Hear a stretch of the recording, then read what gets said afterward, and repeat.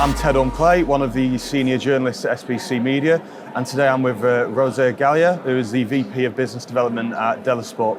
Thanks for joining us today. How are you? Thank you for having me, Ted. Good, it's always good vibes here at SBC.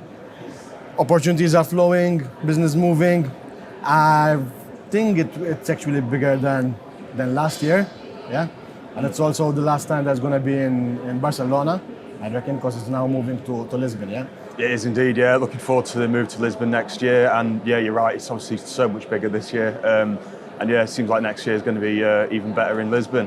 So just on the topic of Delasport, could you tell us about what Delasport has been up to lately and what's been high on the company's agenda?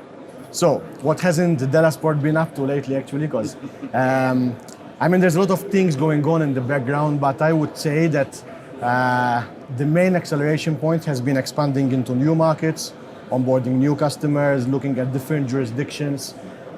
We've recently signed a couple of deals as well, just to name a few, Campeon Gaming and Video Slots. Product-wise then, we're still on track with the personalization innovations after the success that we had with the My Sportsbook suite that we came up with on the sportsbook side of things, where basically we give the ability to the player to choose the content that they want to see.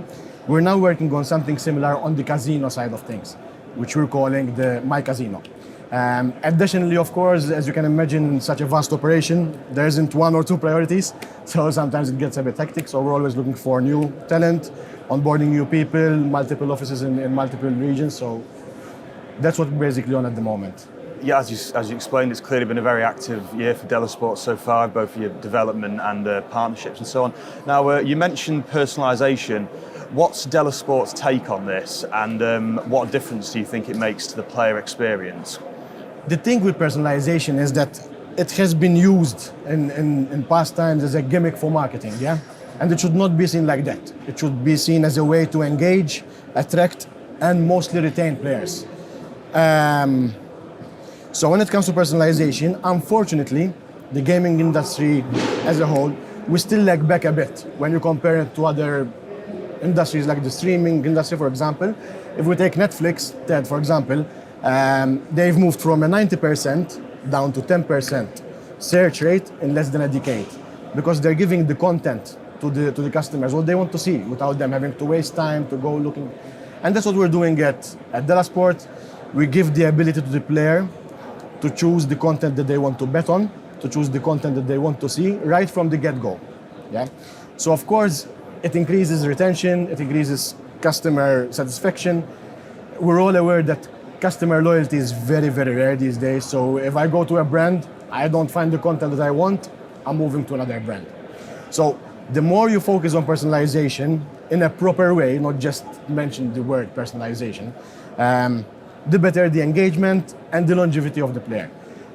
Apart from that, we also have another thing which we call My Event Builder, where basically we're giving the ability to the player to choose a virtual event, to bet on a virtual event on top of a real event. So let's say you support, I don't know, a team which is in the third league in England, and in parallel there's a Champions League match going on, and you want to create a match between that team and Real Madrid, for example. So you can actually create an event that in reality, it will never happen. But again, you're creating the content yourself, the content that you want to bet on, in order, of course, to then increase the best of the customer journey. Okay, so clearly, yeah, a lot of interesting things going on at Delasport right now, especially throughout, as we've talked about, the whole of this year so far. We're now quite far into the third quarter of the year.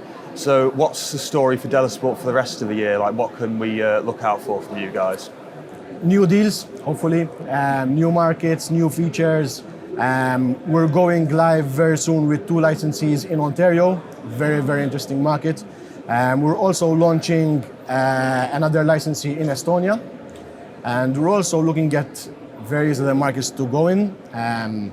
Namely, one of them is South Africa. As I said before, additionally, we're still growing due to our track record, due to our successful track record, new bet features. We're onboarding people on sales development and tech roles.